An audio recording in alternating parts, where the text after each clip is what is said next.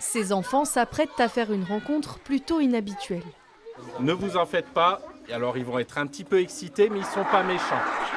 Les lémuriens du zoo d'Asson vont être nourris par des dizaines de petites mains. Et donc si vous voyez que les lémuriens ont tous à manger, vous attendez un petit peu. Et ils se prêtent volontiers à l'exercice. C'est ma première fois. Ils sont trop mignons. Mais ils étaient tellement mignons et intelligents que je me suis mis à les adorer et que je voulais en adopter un à la maison. Ces enfants ont de 6 à 13 ans et viennent de 9 établissements du secteur. La particularité, plus de la moitié sont en situation de handicap, alors les soigneurs s'adaptent.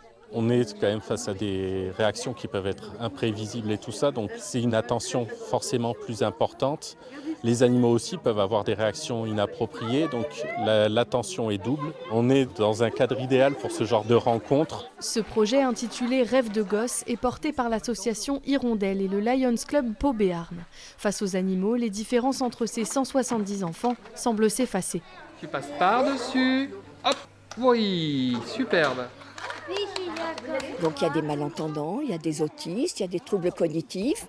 On veut que les enfants ordinaires aient un autre regard sur la différence. Joue la solidarité, facilite l'inclusion. Ces moments de rencontre entre enfants ordinaires et extraordinaires auront lieu tout au long de l'année scolaire.